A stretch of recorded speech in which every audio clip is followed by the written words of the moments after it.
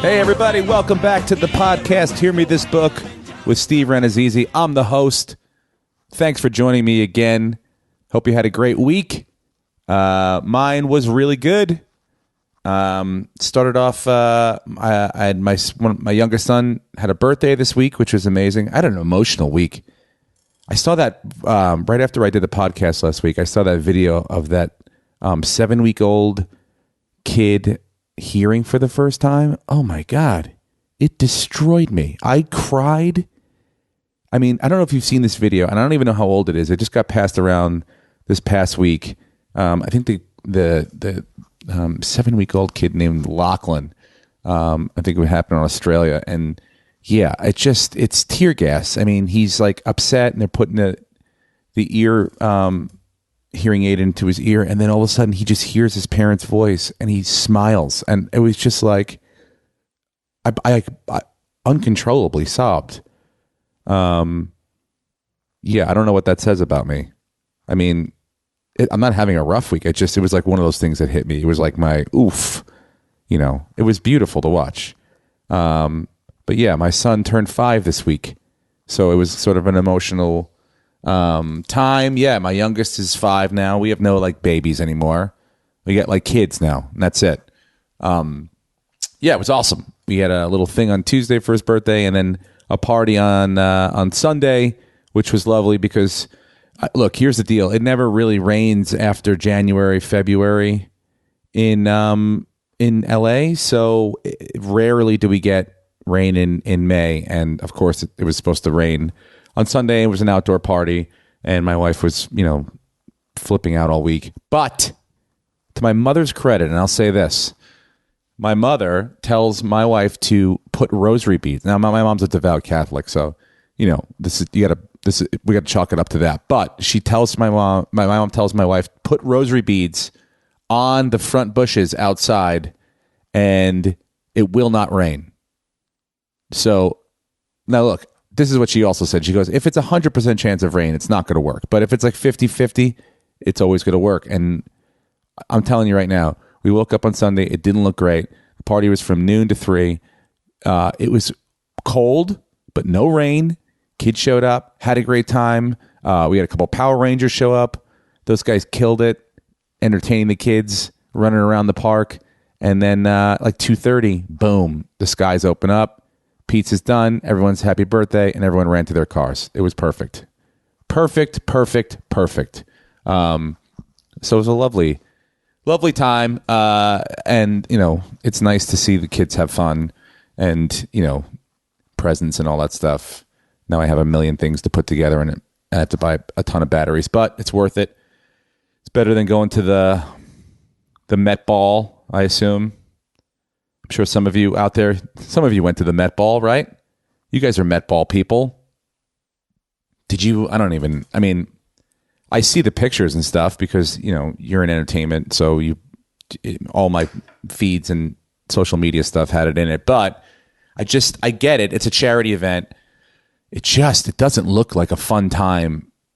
It looks like, men wear tuxes, and that's fine. And, I can always just rock a tux. I'm not that uncomfortable in it, but like the work that some of these outfits, I don't even know. I don't know if you saw what Katy Perry was wearing, but it was like, I think it had advertising on it. I don't know what it was. I don't know what the theme was. It just looks like so much work and not fun to do. But my wife is always like, it's like huge for her.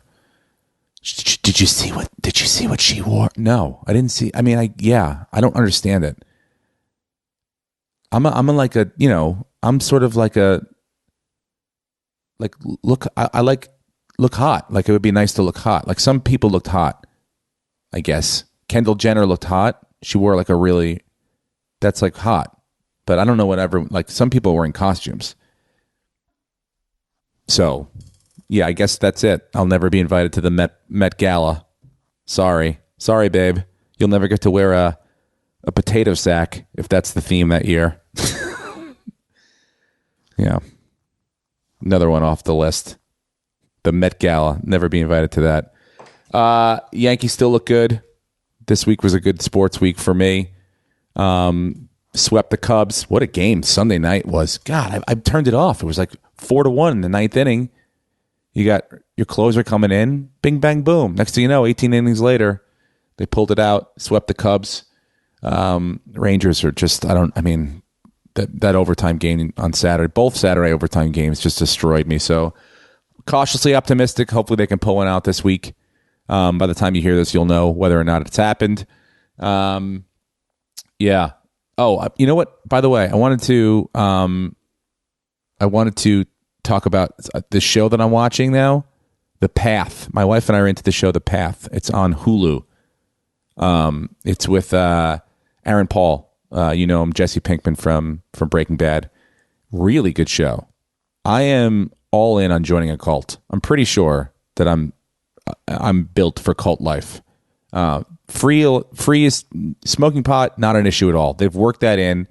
See, that's the thing with creating your own religion brand new. It's like you can just kind of work in stuff that you kind of are cool with. That very loosey-goosey on like, there's really not a lot of rules and stuff. So this cult life thing, it's a good show. If you check it out on Hulu, it's really, twisted, good, interesting. Like, it could be the mafia. It's all the same sort of stories, but it's interesting the way they tell this one. Aaron Paul kills it. Michelle Monaghan. I'm not sure how you say it, but so good. Everyone in it. Hugh Dancy's in it. He's British, but you wouldn't even know it. He's just great cult leader, creepy, weird dude. So I'm into that. And then I've got to start a book pretty soon. I've been getting some suggestions. Who sent me an email? This email was great. I got a great email. I'm not going to say the person's name. It was, people are psyched about, like they want different books now, which is cool. But yeah, I have to start a new book pretty soon, and I'm going to take suggestions. And so, yeah, if you have any book suggestions, feel free to email them to me at hearmethisbook@gmail.com. I'm getting a ton of great ones. People are complaining a little bit about, you're not talking about the book all the time. It's not a book report. No one's going to pass a test based on this podcast. It's an interesting jumping off point for a conversation. Sometimes we'll get into the book if I have questions about it or, interested in like the path of how it goes, or the narrative. But sometimes it's just, sort of we'll just use it. This week was a great example of that. This week's guest is Rick Ingram, who is a dear friend of mine, a great comedian. I've known Rick for probably about 13 years now. We've gone on the road many times together. And when I asked him to do the podcast, he's like, I'm not an avid reader, but I read a ton of Hunter S. Thompson books in my 20s. So I've just found that interesting that you would just kind of read that specific author and, in the 20s. So we get into that. We talk Fear and Loathing in Las Vegas, but this is not the drug-fueled telling drug stories version of what people might want that book to be. So we talk a lot about Rick and I's relationship and what he's gone through with his health. And we get into the book, we get into Hunter S. Thompson a little bit, but it's not something that we're going to break down, Fear and Loathing scene by scene or, page by page from the book. So if you're expecting that, that's not what it is, but it's a very interesting conversation because Rick, first of all, he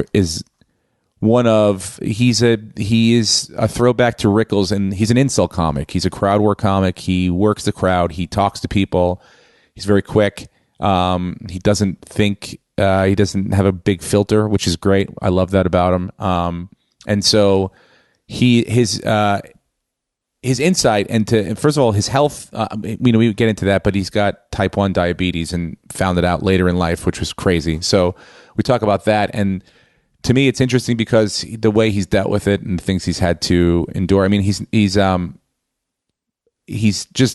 hard worker. He really has. He's overcome a lot. He's, it's crazy. He was a door guy at 20 years old when I met him, or 21 years old. And now he's got a wife and kids, so it's nuts. But yeah, we do Fear and Loathing in Las Vegas, and like I said, it's not going to be a breakdown of it, but we touch it. We move it around with our thoughts, and it was a great conversation. I love this guy, and I think that you guys will enjoy it. This is Fear and Loathing in Las Vegas with my man Rick Ingram.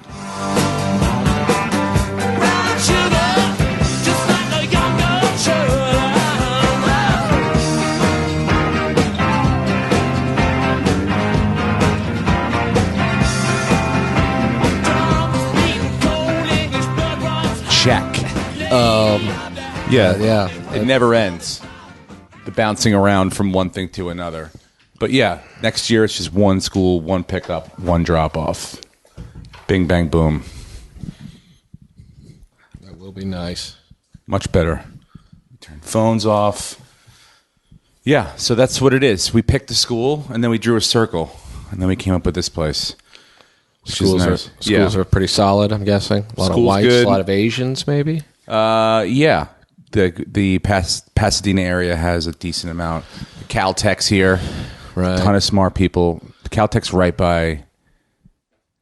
it's right down there. So like they're all over the place hanging out, Starbucks and everything. We were college kids looking at school stuff when we started looking at where we wanted to go, and we're racist, so it's basically like has to be majority white kids. Mm-hmm. And it's pretty limited to just a few sections of Los Angeles. Most of them cost a lot of money. Yeah. I mean, there's no question that there's definitely a premium tariff paid for Caucasian neighbors. Yeah. But this area seemed like there was a little bit of Hispanic people, but it seemed like it was mostly white people and Asian people. Because you got to have money, I guess. So a little bit, yeah. It's a little bit of money. But it's cool. And, the kids they like it here. So, and then now you have a daughter, which is crazy. I mean, we're at my house doing the podcast, and right now, by the way, I don't know if you've ever had service like this. I didn't know a podcast. Full babysitting? No, very rarely. Do they have daycare at podcasts? Usually I just have to leave her in the car wherever the podcast is. Crack that window based on temp. Yeah, you make sure you have 2 keys, leave the AC on low. You don't want it to, just drain your AC. No. It's a baby. It doesn't need that much cool air. Plus, Freon's expensive. Very expensive, and I don't know how to do that, so then I got to find a guy. You need a Freon guy. You need another guy to fix the Freon guy. So tired of finding the Freon robot and then the guy that fixes the Freon robot. So you just check on him, and you lock those doors. Yep. I mean, leave one unlocked. You got to leave one unlocked in case you don't want to, If there is a kidnapper, very rarely do they don't check every all door. 4 doors. Yeah, that's insane. No way do they check all 4 doors. There's going to be people looking. They're going to be eyeing people around. No, they don't. I mean, unless they want that baby. If they want that baby. Unless they want that baby. They're going through the trunk. I mean, you are leaving a baby in there. Yeah, you have a baby, man. Congratulations. That's wonderful news. I was very excited for you and your wife. Yeah, I think, I don't remember who it was. I don't even want to. Someone posted a lineup last night from 2004. Whew, hot year. Not a lineup, but an employee lineup. Oh, okay. We were all on it. Yeah. Crazy. I mean, those were good times. Those were great times. Yeah, I mean, I can't. I left college early, and I didn't really make any friends. I was just a very angry individual. Mm-hmm. So that was kind of that was really my glory years of. In 2004, I would have been. Those were 22. A lot of people's glory years. Yeah, by the I guess way. That's true. There's really no other place in the world. By the way, we're talking about the Comedy Store. Yeah, carefree time. Rick got to the Comedy Store fairly early in his life compared to most people. Yeah, like 20. I was 21. Yeah, Basically, I waited till I could get into the club, and then I moved to LA. And then he promptly came to the most deranged place in Los Angeles, and then we got him a job. And some of those years, you specifically, you and Eleanor got me a job. Yeah, well, you could tell the jobs at the Comedy Store, all the people that work there are comedians, but then again, you want to work with people. You're spending a lot of time with them that are good, decent people. And out of the crop of new people, not much out there. Very rare. You were a high draft pick. You had a good sense of humor. Yeah. You were good to be around, fun to be around, and you can go with it. Yeah, and I mean, I would say out of the crew I was with, Danish and O'Neill were part of that group, so they were good guys, obviously. But other than them, it was pretty slim pickings. Yeah. There's a lot of like 45 to 55-year-old homeless drifters in that crew. Mickey's, and Gaylords, and Crispy Chicken. Yes. Those are the guys I was picking numbers against, just being like, God, I hope I get 3 minutes. Well, because it also helped to have you, as I used to host those years. So you would have to host an actual show. So you would have, 4 or 5 of those, people like, these are crazy people who are, essentially homeless or live in some sort of assisted living places. And then they come here because, they have the bit of fame on Sunday nights. They can get on stage, do 3 minutes. That's it. And so, you'd have 3 or 4 of those crazy people. And then like a Rick would come up who was like sensible and made sense and had jokes and stuff. And then, and then it would be straight back to so you had to keep the audience. Well, there was no audience, but whatever the people were there, you had to keep them there. When you have 6, it's important you don't walk any of them. Yeah. And that was basically every week. It was, you'd be lucky if you had 10 people. Like that would be the best week in months. Usually it was like 4 to 8 people. By the end of the open mic, there might be 10. But I remember you'd go up the back stairs, and if you saw like a whole row of people, you're like, oh my God, the whole row is filled. What a dream. Yeah. And then, but thank God for you, because it was like an ally. Then you would be able to call. So you had self-awareness to the situation you were in too, so you would make fun of those guys as well. Yeah, it took some of the heavy lifting off of us. Yeah. I mean, you basically had to address it, especially if you're hosting. To me, the point of the host is you're basically speaking for the audience. There's a few of us who are really good at it, but there's a lot of people who are terrible at it.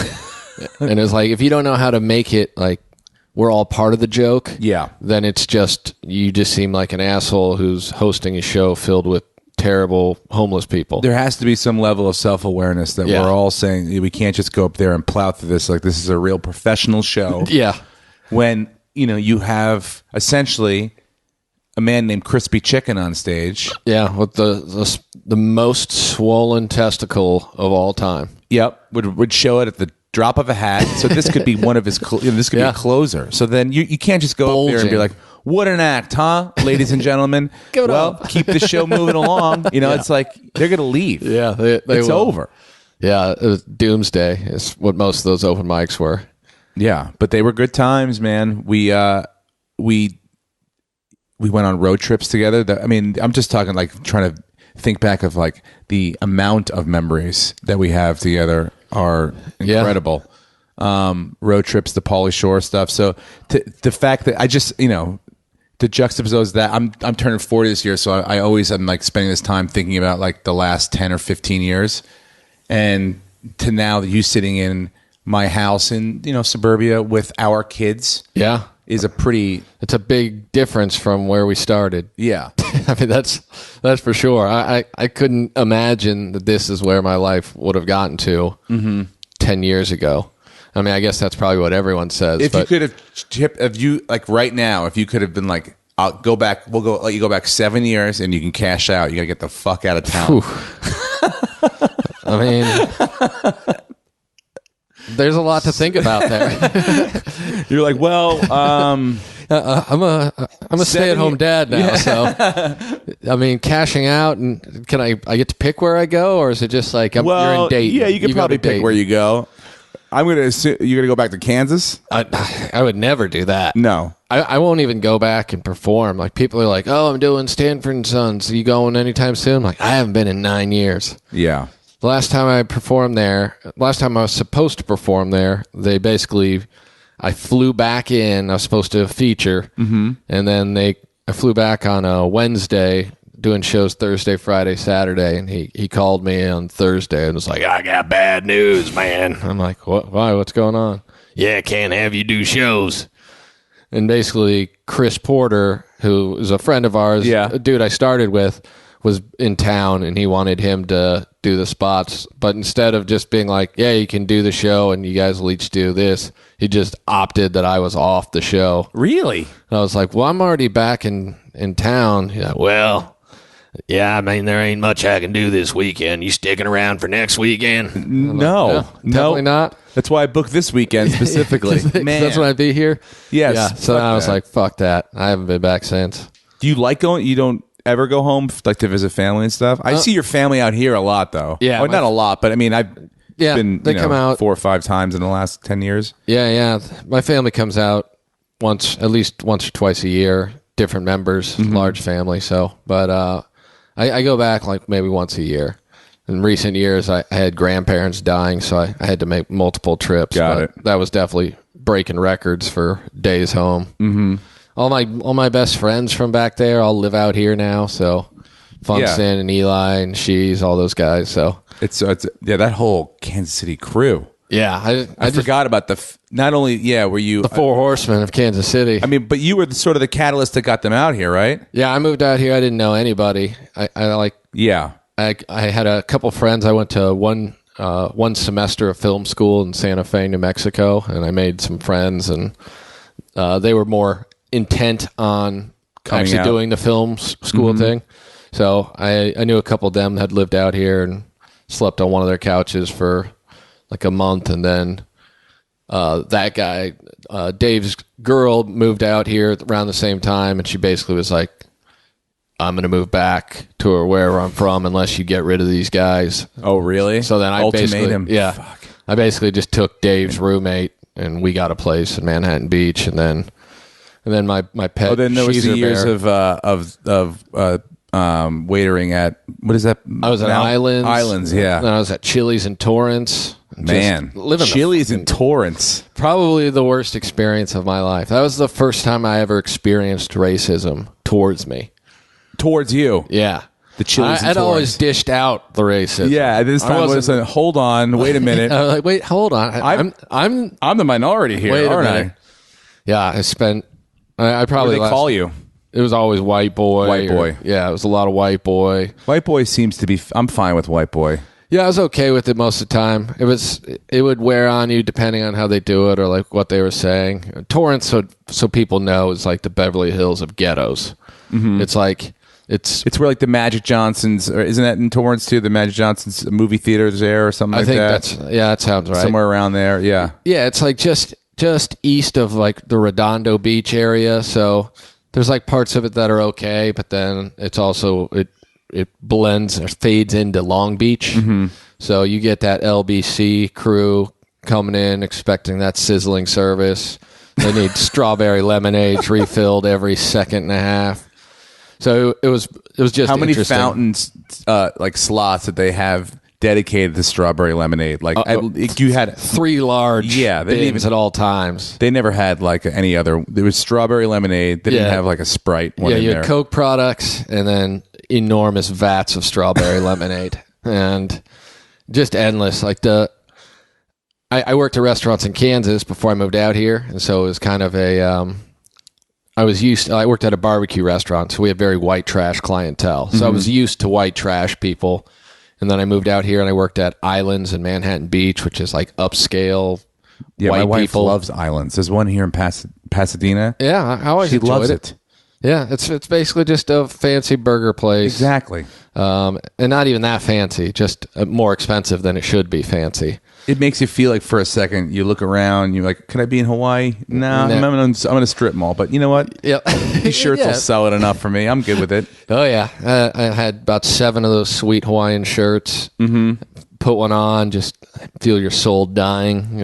Time to go give luau burgers to people. That was the big seller, is pineapple and teriyaki. And you were just doing spots at night then, right? Coming up after that. I do spots, and I actually got fired from Islands like maybe 2 months after I started working at the Comedy Store. because they needed me to do more shifts, and I was like, I'm not available at night. I pretty much worked at the Comedy Store 6-7 nights a week. You did everything. Yeah. They let me do anything except for phones. I wasn't allowed to do phones. Because of the racism. Yeah, mainly. Yeah. They said they felt I had the wrong attitude. Yeah, it's fine on the stage. Yeah. But, talking to customers and stuff, and sometimes it comes across. It always shocked me, like, they'd let, like, Bilac and guys like that. Yeah, I mean, those guys would just start berating people. But I was like, I don't think I'm that. Well, bad. look, again, we go back to the pool that you had to choose from. True. You had to basically choose your own, what mental disorder do we think will work best with the phone shifts and answering, talking to the people. Everyone's got to talk to the people, but at some point, over the phone. You spent the entire 20s there. Yeah.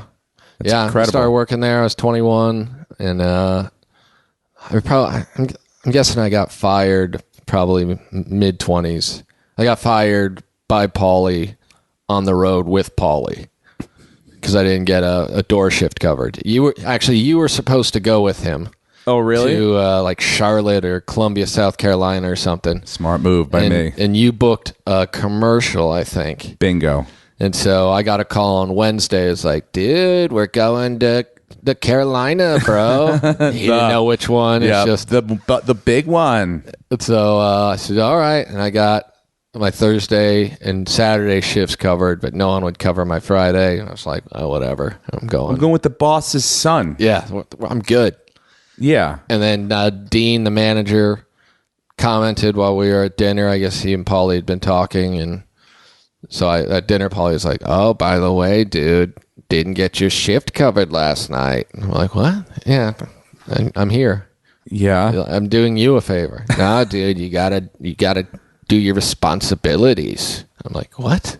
Oh, boy. And so then, I lost my gig, my dream gig, working for $25 a night for 9-10 hour shifts. If I hadn't stolen my fair share of booze, no way that job was worth it. No, it was. I mean, look, we were there. We got to hang out. We got away with a lot of stuff. It wasn't exactly like. Yeah. You got away with more there than you did with Islands, I'm sure. For sure. But I mean, it was. A door shift at the end of your career there isn't exactly. You don't care about it. Dean fired me over the phone. Wow. He was just like, I had just gotten a pilot, and I was waiting to kind of see if it was going to get picked up or not. Right. And, because if it didn't, I was like, I still need this job. But he was like, no, bro, you got a pilot. You're one of the guys that people look at now. You got to go. And I was like, all right, okay. You got to go. You got to go, man. Just not the courage to actually very fire nicely, you. yeah. Just kind of like, So anyway, bro, you're So I'm quitting. like, I guess I'm You're fired. quitting, And he's bro. like, well, it's not a thing, bro. Come You're on. quitting, dude. It's just like, moving on. So you're quitting me? Who's quitting who? Where are you going to be in 10 years? I'm still going to be there. Fuck. When I asked you to do the podcast, I asked you what kind of book you were going to read. You're like, I can't remember what you said, but it was something about, I haven't read anything, but. Yeah, parenting books and diabetes related books. Yeah, of course, yeah. You're talking about your 20s. You found out. I found out I was diabetic on my 30th birthday. On the day. I spent the first week of my 30s in the ICU. In a lot of pain. I remember our trip to Alaska. Oh, yeah. And we thought you got food poisoning on the way home. Yep. Because we ate at Quiznos. Yeah. Yeah, that was... And then that was pretty much... I've never seen a stewardess let anyone land... While someone's in the bathroom, land the plane. Like she was like, she saw how sick you were. Yeah. She was like, sir, it's okay. I won't tell anyone. I'll risk my entire career. Yeah. She put it all on the line, and she would knock on the door. I spent probably 4.5 hours straight in that one bathroom on the plane. I never returned to my seat. She would just knock on the door every couple minutes, hand me a little cup of ginger ale. Oh, God. And I would take a few sips. It was so terrible. And it was like an overnight one. So I was like... red-eyed, yeah. I was asleep, and I remember turning around and seeing you, and you were like green. Like a shade of... Like a horrible shade of green. Yeah, it was brutal. And we all thought you just had food poisoning or something. Yeah. Yeah, it happened to me... It would happen... That was a particularly bad incident, and would happen to me a couple times a year, but I was just always kind of sick. I was just a very miserable person because I felt horrible all the time. It started when I was probably like 24, and then got progressively worse as I got towards 30. And it's just my pancreas just basically shutting down and no doctors being able to figure out what's wrong with me because I was too They thought old. it was stomach issues or something, or some sort of... I spent thousands of dollars going to GI doctors to have them. But the good news is you had thousands of dollars just to burn. You were so wealthy in your mid-20s. Oh, it was great. I just kept racking up credit card debt and I'd be like, well, I'm going to get a show soon, so I'll pay it off then. And just kept going further and further into debt. But it was, when you're in your 20s, you think you're invincible. So it was like, I'll just get through it. And then after a couple of years, I was like, I'll just be dead by the time I'm 35 for sure, at the rate I'm at. Yeah. And, doctors, most of them don't know what the fuck they're doing. A lot of them have a specialty. And if it's anything outside of that specific thing, they're just going to give you a generic answer. And at what point did you start to go, could this be that? Like, when did people start to put it together? I mean, you're talking like years of going to the hospital or a doctor. I'm still not feeling great. Is it like, are you on to the point where you're like, when I eat this, and this, or is it because I drink, or like, what is it? What is making, like, at what point did they start to go, you know what, maybe we should just, because isn't that just a check of your blood? Yeah, you just prick, blood check. You can prick your finger and it takes like literally a drop of blood is all it would take. But no one ever did that test. I have type 1, which is juvenile diabetes, technically. So I was too old to have that, and I was too skinny to have type 2. So it just never occurred to anyone. I never saw an endocrinologist who would have been like, well, let's check your blood. That's like a diabetes. I don't even know what that is. Endocrinologist? Yeah, it's a diabetic and thyroid doctor. Really? So they deal with anything that basically has to do with like metabolic rates and all that stuff. So like I have a endocrinologist I see multiple times a year now. Same guy who basically saved my life in the hospital, but no one ever tested it. It just didn't occur to anyone, I guess. So they just kept giving me different pills and Nexium and Nexium. Yeah, Prilosec. Like they basically thought I had. I was diagnosed multiple times with severe acid reflux, and one doctor told me I had intestinal migraines. Oh my god! I dropped. That sounds like someone just it's like migraines are tough in the head. So what if we put them in his tum tum? Yeah, that's how. Like it basically, I did an like endoscopy. Improv. Yeah, that's how I did an endoscopy. So they put me under. They knock you out and then they scope down your throat into your stomach. So they do this, and luckily my parents with helped a me dick, or do they do it with a tube? It's probably just a GoPro on the dick. I'm guessing. Get that big dick guy out here. GoPro that long dick. You don't want to suffocate a guy. No. It's got to be skinny and long. Yep.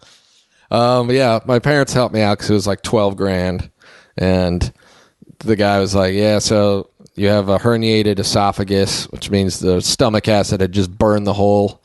The bottom of your esophagus has basically a door that goes to your stomach, and it lets things in, but it makes it so things don't push out except for under extreme distress or whatever. So mine was just burned, completely gone. And then he was like, yeah, you got severe acid reflux, obviously, and erosion of your stomach lining. Prilosec and all those ones. And then he said, just after looking at all the symptoms, I think you pretty strong candidate for intestinal migraines. And I was just like, whoa. And I went home. I'm like, God, that sounds so dumb. And then I Googled it, and then it pops up. And like the very first thing that pops up is like, it's disputed whether this even exists. Oh my God. Oh, this asshole. Does he not know we can Google this stuff now? You gotta make sure you know whether or not I can find out you're full of shit immediately. And so that was the time I was like, well, I will never trust a Greek person or doctor ever. There it again. is. So I thought I had acid reflux, but then I realized I was drinking wine like right before I went to bed in my hotel, or like kind of like sitting up in the bed. Right. And it just, it just repeated on me all night. Yeah. But I was like, oh, I need the give me all of them. Anything that cures whatever's happening in here, all the pills. But then some guy walks in and goes, did anyone test this fucker's blood and see if he's got, I mean, to me, when you hear, like, what were your parents like when they heard, like, diabetes? I mean, obviously it's like, oh shit, okay, something I got to deal with. But like, how it almost like I remember when all the comedians heard it, we were like, well, he's got what? Like diabetes? Like first you got to like we're like, you know, a lot of us don't know like which one's going to kill people. So you're like, oh shit, is he? And they're like, no, it's just a livable thing, but like shots, something that probably should have. Even our dumb minds realized that it should have been caught way before that. Yeah, and part of the problem was because it was since I got such a late case of type 1, they don't really know what causes it, but essentially I have an autoimmune disease version, so my body just started attacking my pancreas. And Perfect. So slowly over my early to mid-20s, my body was basically just destroying itself. And I didn't have any of like the sure signs of diabetes until the last 3 or 4 months. Like when it got really bad was when you took me to La Jolla. And remember, I had to stop. Oh yeah. So like that was a big drinking weekend too. That was the last time I ever got drunk. We were on the beach. Holy shit. So we went down there, and Steve picks me up, and we drive down. It's like the time of day we left, carpooling. It should take like 3 hours. Yep. But we got fucked, didn't we, or something? You had to stop for me so I could pee twice. You were like, my God, you have a bladder like my grandmother. I'm like, I just need you to pull over, man. Oh, yeah, by the way, we're going to the La Jolla Comedy Store. There's a club down in San Diego, so it's like a 2-hour drive. It could be, 4 if someone has a horrible baby bladder. issue. Yeah.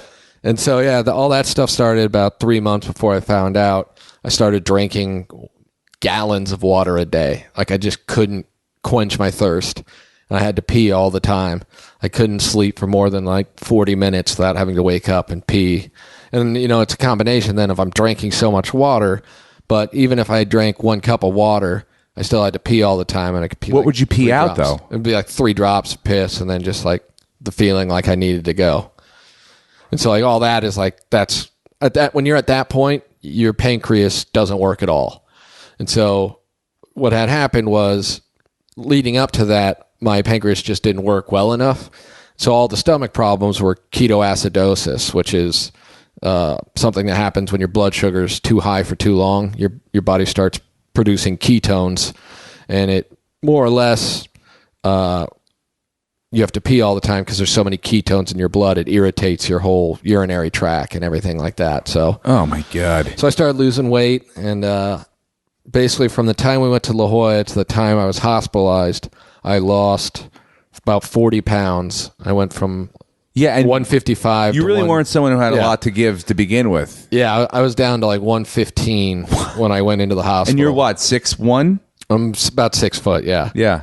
So it was. I was like Manute Bol skinny, where it's just like this doesn't seem right. And Boonshock, the final straw for me on my 30th birthday, I was having a beer at the Comedy Store, and this is the night before. So at midnight, I turned 30. I'm celebrating then. I was feeling terrible in general. But Pete C., a friend of ours, and I drove down the Comedy Store, and, we smoked a joint, and I was going to have a beer and do whatever it was. I'm 30. And Boonshock walks up, and he's like, "You look like you got AIDS."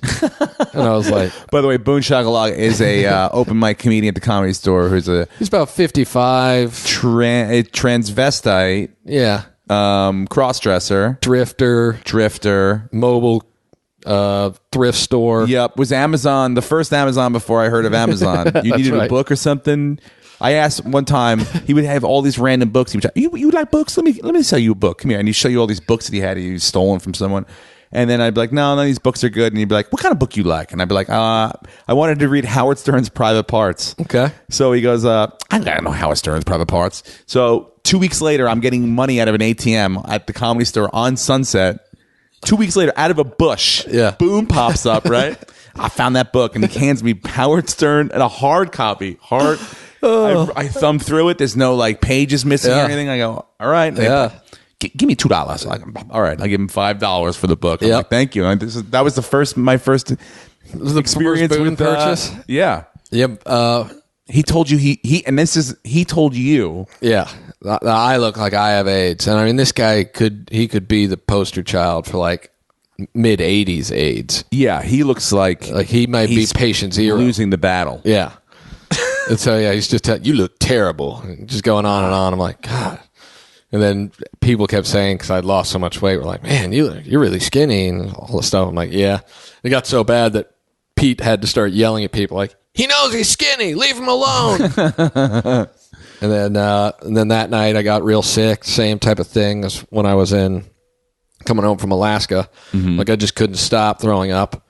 And so I went to, I'd set up an appointment at the SAG clinic, and it had to be the one on Beverly, the one up here in the Valley of Burbank. Oh yeah, Burbank. And so the Bob Hope. Yep, that one. And it was interesting. I had to be like 3 weeks.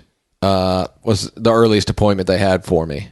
So I went and met with the doctor, and I explained what my symptoms were, and he pricked my finger and took my blood, and then he was like, well, I'd like to maybe do some more blood tests, like maybe do a fasting blood test. Can you not eat for 12 hours, then come back, and we'll do another, like a blood test? I'm like, oh, all right, whatever. And then I never 12 made hours. It. Yeah, that's what he needed. He needed a 12-hour fasting blood levels, and I never made it. What did you probably passed out before that, right? I was I would take showers, basically, like hot showers. That was how I'd try and get my stomach. My stomach would get so bad it would spasm, and you could actually watch it spasming. Oh God. And so I got in a bathtub at night, and I basically didn't get out until the morning. At like 5 or 6 in the morning, I was so weak, like couldn't even get out of the bathtub. And Corinne came in and was like, "What are you doing?"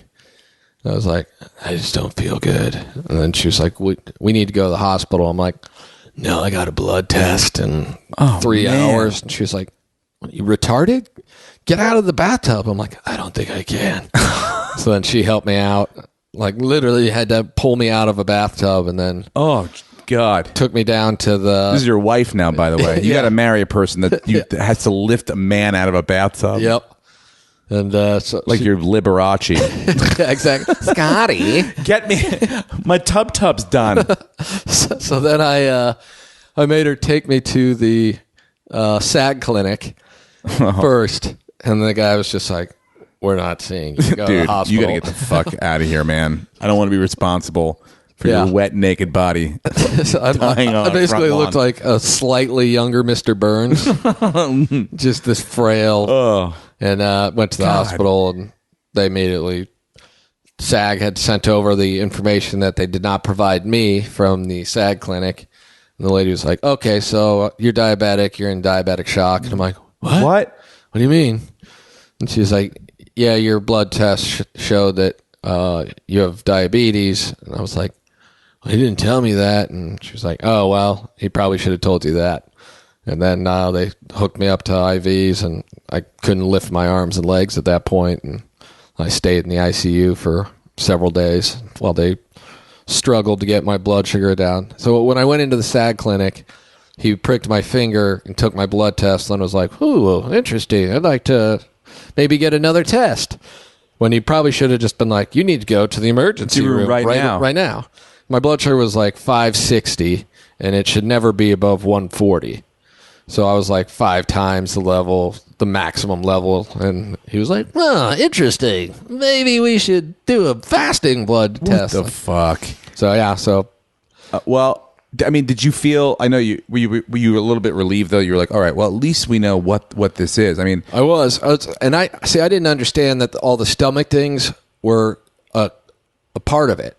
So in my mind, when they started telling me, I'm like, literally just like, maybe I should just give myself all this morphine and do myself in, because now I'm going to be diabetic and have stomach problems. And so it wasn't until like the 5th day in the hospital that when the doctor came to talk to me again, my endocrinologist, and I was telling him like, "Yeah, so what should I expect?" They said they're going to probably release me tomorrow. And he was like, "Well, just you got to eat a good diet. It's got to be consistent. You got to give yourself a shot with every meal, a different shot at night." I said, "What do I do? Because I have stomach problems. I throw up a lot.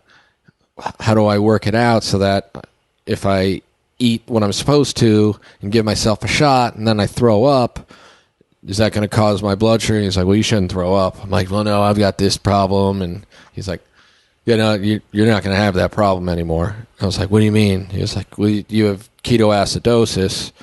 I'm like, what are you talking about? He's like, Jesus, yeah, that's all man. part of it. I mean, he's like, that's why I don't understand how no one figured this out. It's like, all they would have had to do was just prick your finger. Every doctor's office has that capability.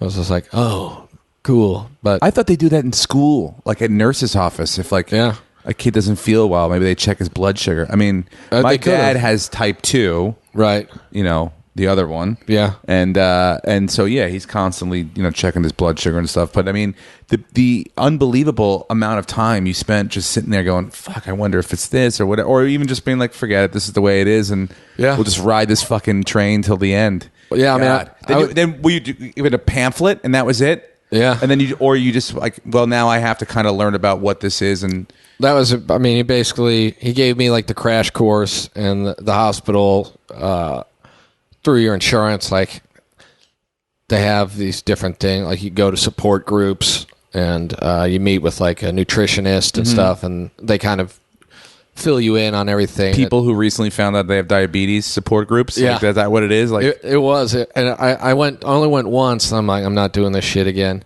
But I went, and it's all people with type 2 and then me. And so it's just like a bunch of adults. Most of them are overweight. A few of them are just like old. 'Cause sometimes old people shit just stops working. And, but everything at it was basically set up for people with type 2. Or it's like, so then you need to eat more vegetables. This is the proportions that you should have of different things. And if you want pasta, you can still have it. Try and limit yourself to 6 spaghetti noodles. You're like, what?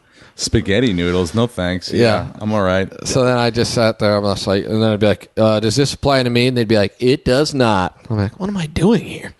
Yeah, you probably had how did your diet change? I basically just had to start eating healthy and counting carbs. I mean, that's really the main thing. You don't drink anymore, right? Hadn't had a beer since that night. I used to eat like a comic. I eat chicken fingers and pizza, and now I eat a lot of vegetables, and I prepare all my meals for myself. Basically, I rarely eat out, and just have to know how much I'm eating because I have to give myself a shot to. How many times a day?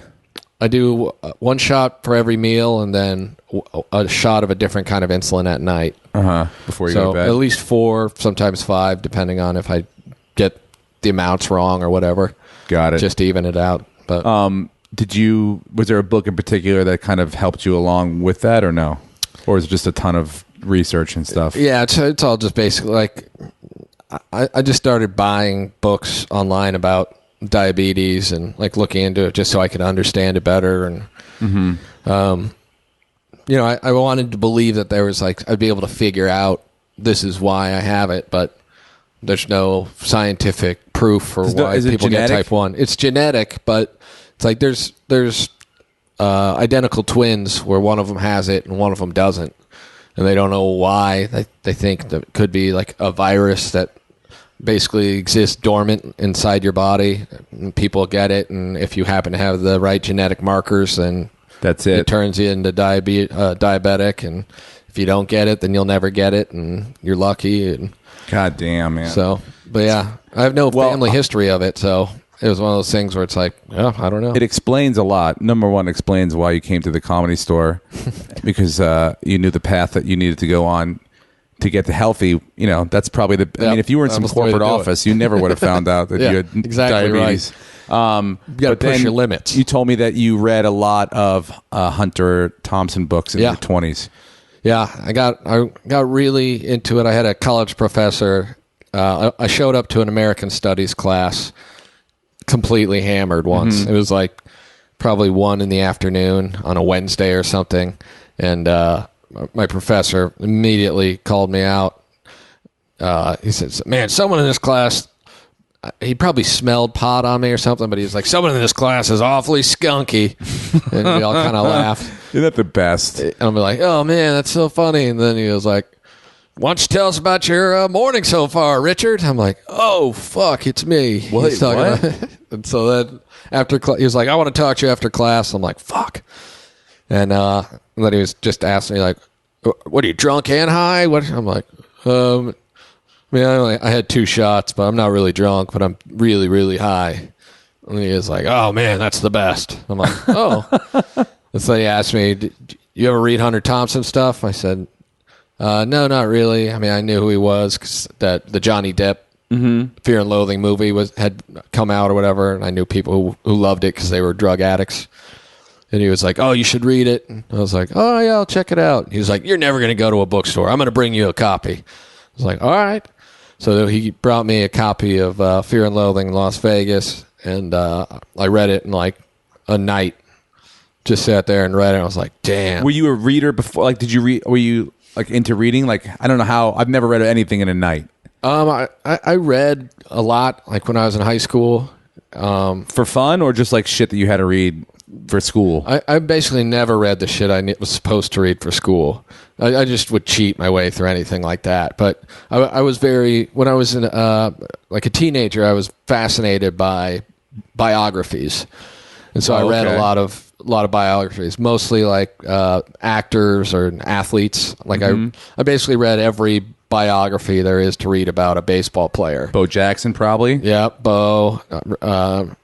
Hank Aaron has a great biography. Willie Mays has a great biography. So I'd read that all the time, but I never really got into like fiction because it always just seemed dumb. Yeah, I mean, it's amazing to me. I only read what I had to read, and that was it. Like, I never read anything for fun. So you could plow through a book then in a night. Yeah, no problem. And amazing. I would have to really be into it for it to keep me going like that. Like that's why I loved reading about like baseball players, because I love baseball. So like I never got to see Hank Aaron or Willie Mays, these guys play, because I was born in 1981. But I'd hear like my dad or my grandpa talk about these guys, and I was like, oh, cool. And so like reading about it, it fascinated me. And those guys, they lived in such a weird time as black guys playing pro sports, where they'd have to travel to places in the South and stuff, and you're basically getting a history lesson on top of the fact that you're like reading about justice, some great ball player. So like when Get the back of the bus, boy. Yeah, where you're just like, what? Whoa, this is before a home game? Jesus. Yeah. God. Or like a team played in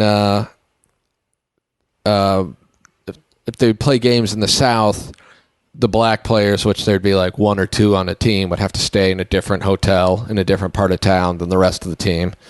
And then they had to deal with stuff like, there's a lot of ball players from the South in the 50s, and they didn't care for civil rights. So it was like Adam Jones talking about I know.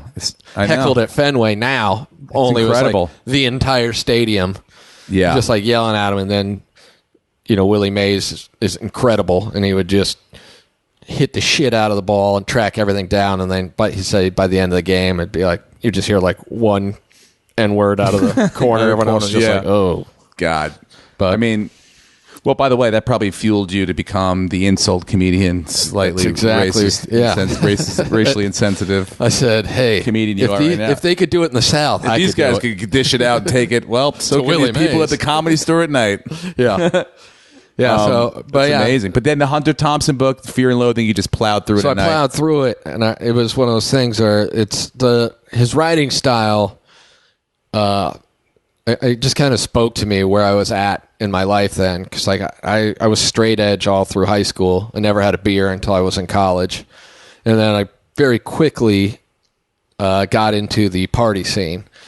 My first week in college, I was at the College of Santa Fe, and I saw people shooting heroin. And I was like, what the fuck? Yeah. And I was drinking beers like 2 days later, just like, well, I'm not doing that, but my God, but I got to do something. Up. I got to start drinking these beers before they start putting needles in my arm for fun. Yeah. So I started, I just kind of got into that, and those were the people I became friends with, were the people who had weed, and I started smoking a lot of pot and just kind of experimenting with different things, mushrooms and stuff like that. So I started reading it, and his voice was just it was literally nothing I'd ever read before. I haven't read any. I mean, some of the Rolling Stones articles I read, but nothing. I've never read any of the Hunter Thompson books. So, yeah. From what I gather, is it all over the place? Is it sort of ADD-esque? Yeah, it's very, very nonlinear, and it's his phrase is gonzo journalism, because there's aspects of reality in it, but it's just so far into the psyche and off the charts of reality that as you read it, you don't even know. Sometimes, so it's grounded in maybe in a place or an event that you would be like, all right, I'm familiar with that. I'm familiar with this, but like the things that this guy's doing, or the stories that he's telling, I have no frame of reference for that whatsoever. Yeah, and it's out of control. Like Fear and Loathing in Las Vegas started out as him writing an article for Sports Illustrated, and then he was going to do an article about a Chicano protester that got killed by police in L.A. in the early 70s when they were protesting the Vietnam War. And so he wanted to do a story about that and the social injustice of it, and he got connected with a lawyer who's one of the side characters in the book, and like in the movies, played by Benicio del Toro. And so they weren't comfortable being a white guy and a Latino guy meeting in L.A. to discuss this stuff, so they decided they were going to go to Vegas, and both of them just got wasted all the time.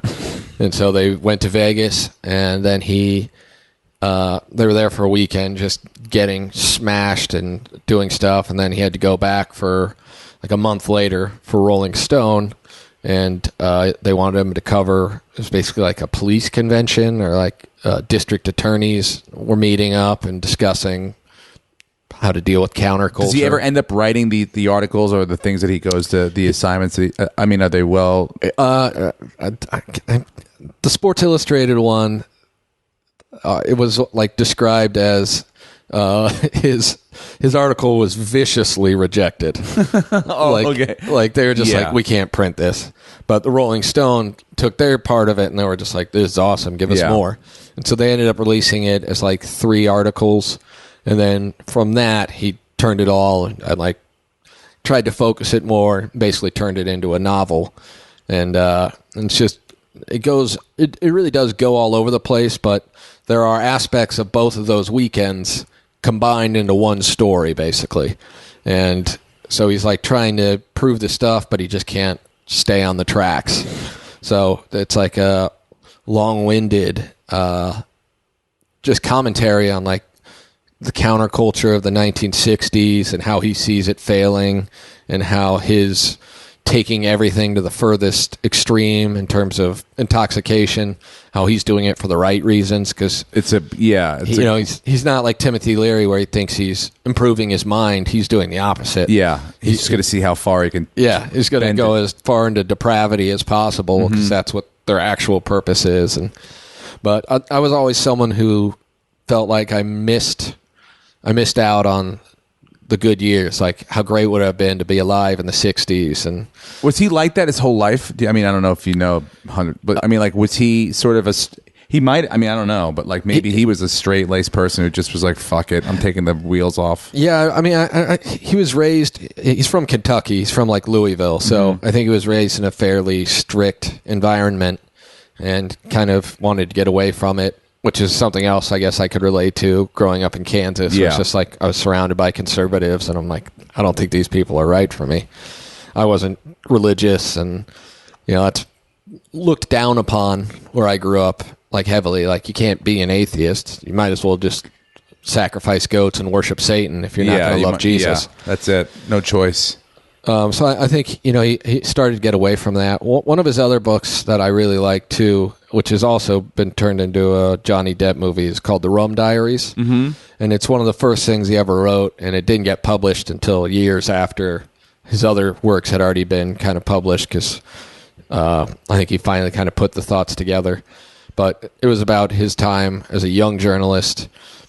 he was in his early 20s, and he basically lied on his resume to get a job working at a newspaper in, I think it's Puerto Rico, in like the late 50s. And just like the craziness of what was going on. Based on him, though, right? Based on him, yeah. And so, like, and a lot of his novels, like that one, he changes his character's name to whatever it is, and that way he doesn't have to follow the reality of it. He can alter parts of it, but it's he just basically wanted to go somewhere where no one knew him, and he could just get hammered into oblivion every day. And because was he famous? I mean, I can't really remember if he was like, he wasn't like on talk shows at night. Like, it wouldn't be like a thing where. Well, then again, it was probably the 70s and stuff. So it's like, it wasn't a thing where he could go to a local bar and not have people come up to him and like bother him, or like he could just be anonymous. Yeah, he was totally anonymous then. By the late 70s, he was pretty well known because so many of his articles had been published in stuff, Rolling Stone, and he was basically people probably thought it was cool by then to party with him. Yeah, if they could get a chance. And he was already unhinged in terms of like, you're just like, dude, this guy's crazy. Like the stories of his life told by the people that like interacted with him regularly, you're just like, dude, this guy's a maniac. How do you interact with him? Like, he had a lady that was basically his maid, and then like would help him out as he got older. And one of the things with Hunter Thompson is he loved weapons, loved guns. Perfect. And it's like, he lived in Aspen, and he had multiple instances where cops showed up because he had blown up such a large amount of gunpowder that it could be heard in the Aspen Valley. And he lived like on the outskirts of town, but people were like, there was a huge explosion. Never hurt anyone or himself, just like blowing shit up. Yeah, just loved blowing shit up. Yeah. But as he got older, his brain started to kind of unhinge from years of excess, basically. But he was in his room basically talking to himself, and his maid lady walked by and was like, heard him talking, and so she knocked on the door to see if he was all right, and just took some buckshot through the door. And then he felt bad, and then like he opened the door, and she's like, "You shot me." He's like, "I thought he Oscar Pistorius'd her." Yeah, he was like, "I thought there was a bear." She's like, "Why would there be a bear inside your cabin?" Well, you were scratching at the door. It's amazing. I wasn't scratching.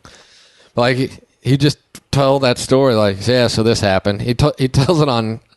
I think there's a clip of him on Conan from like the early 2000s where he talked about how, damn, 8 years ago I accidentally shot my maid, and he's like, "Oh my God, how'd that happen?" And then he tells me, he's like, "Wait, so you accidentally shot her because you thought there was a bear in your cabin?" It seemed reasonable at the time. You don't get away with that anymore, not even if you're an Olympic athlete. Yeah. Yeah, now they frown on it. And the lady lived, luckily, so she continued working for him. Different thing then. But, well then, yeah. Let bygones be bygones. Yeah, I was like, hey, look. Why did you read so many? Did you reread this book over and over, or like did you go back? I mean, it seems like Fear and Loathing. Or no, yeah, the Hunter Thompson books. Like, but there's only a couple. Like, there's probably like 15 of them, maybe. Yeah, it's probably about right. That's about how many I've read. And you just went on like a rotation, just I just started. A lot of them are harder to find, so I would, if I was somewhere, I'd look in a bookstore, and sometimes you'd find a random one. Once you could start ordering shit online pretty easily, I started doing that. But were you depressed? I mean, I was always kind of depressed going through my 20s. Did that help? Did it make you feel better, or did it make you feel like, well? No, it kind of gave me it gave me an escape, I guess. And like, I liked to party, and I liked experimenting with stuff, but I never could take things to the level he did. Yeah. So that was kind of interesting to me, just to read or to hear that stuff. Are you reading any more? I don't read a lot now. I mean, now I got a suggestion if you get a chance. Yeah. You were talking about biographies. Norm Macdonald's book, which I haven't read that many, but biographies I like. Norm's book is basically, it's sort of, I think people have sort of said it's sort of a Hunter Thompson-esque, where he's telling stories about his past right on a drive to Vegas with Adam eBay. Oh, okay. and that's sort of his side. But the stories are all narrative, but they're all wrong. He tells them the way he wants to tell them. So it's like almost like he reverses it, where it's like he walks into Dick Ebersol, whoever was like running NBC, and he was like, and the guy was like, "Look, we need you to tell more OJ jokes," and he's like, "I'll tell you something right now, I will not disgrace that man's name. He's been acquitted by a jury of his peers." And I just completely reverses exactly what happened. But it's a fun sort of quick bang, run through it. And his sense of humor, I think, I love Norm Macdonald. And plus it's got a lot of local people that we know references as well. So someone said that he shits all over Adam. That's what someone said. He's like on every page. Every page calls him adult. Like a dunce, and he talks down to him so much. Like, I knew what the plan that was going to happen, but I had to take time out of my day to explain it to the dummy that is Adam. Like the dumb comedy store manager. But yeah, so if you get a chance, definitely check that out. I'll give you a copy of it. Thanks for coming on the podcast, man. I appreciate you telling. Do you read? Do you have to still stay up on diabetes and books and stuff like that, or I don't do really people write diet hey man? Yeah, I'm a celebrity who has that. Did Jay Cutler write a book It Gets Easier or something like that? If he did, his book would just be like, duh. Anyone got a job? Hey, I'll throw footballs. And the Jets are like, we're not even interested. We're good. Hard pass. Not a lot of books. I mean, I've read lots of them, so there's not a lot of books that come out now with new information. Mm-hmm. But I subscribe to a bunch of diabetic journals, and I get emails with the latest endocrinologists, advances and things like that. Yeah. So I'm constantly finding stuff out. There's all sorts of things that are kind of being tested right now that could be great. They're working on artificial pancreases and basically things you can get implanted. So I wouldn't have to do shots. And it sounds like, we're 5 or 10 years away from basically being able to live a life without having to check my blood sugar, and we'll see if it all happens or what side effects of it are. But can you get your daughter tested? She wouldn't show signs for another, I think it would be another 4 or 5 months before she would show signs of it. But she basically has or you're just gonna let her guess for let her 30 figure years. It out. Yeah, just let her figure it out, man. Do what I did. By the way, my wife is watching it right now. You're responsible if my wife gets pregnant, okay? Which I think it would be impossible without a vasectomy, but she, this is a lot of time with a baby, and they're having fun. I can hear them out there. Yeah, there hasn't been any crying. Yeah, so. Yeah, and she's a girl, We're done. Tracy's surrounded by boys, so. Yeah, yes. I hope this isn't a catalyst for and more. We're going on a date tonight, so there'll be plenty of time to talk about it. Sorry. Thanks, buddy. Thanks for having me on, man. Later.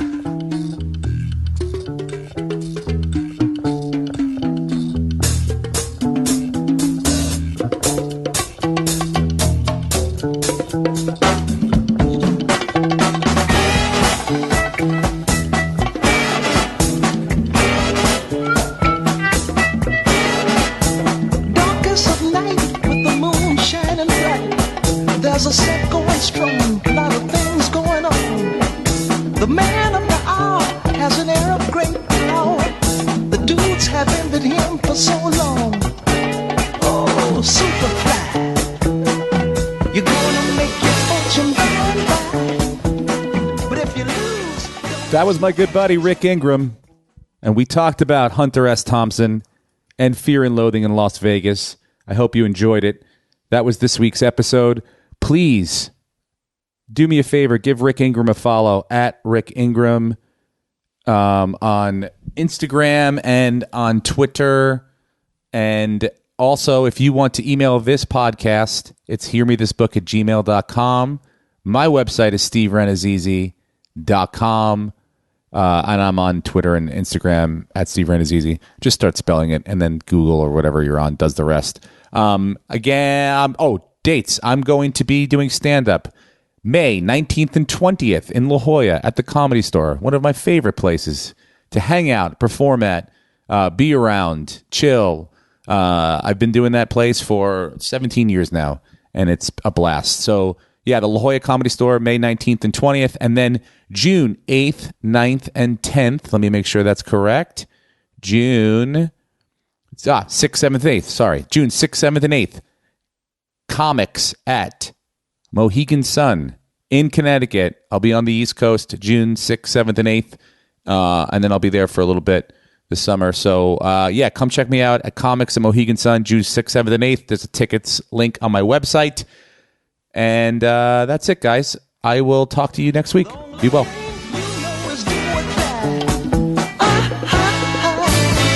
Hard to understand, but a hell of a man. This cat of the slum had a mind, wasn't dumb. But a weakness was shown, cause his hustle was wrong. His mind was his own, but the man lived alone. Ooh, Superfly. You're gonna make your fortune by and by. But if you lose, don't ask no questions why. The only game you know is do or die. The game he plays for keys. Hustling times in ghetto streets, trying to get over. That's what they're trying to do, y'all. Taking all that he can take, gambling with the odds of fate, trying to get over, trying to get over, trying to get over, trying to get over. Ooh, Superfly.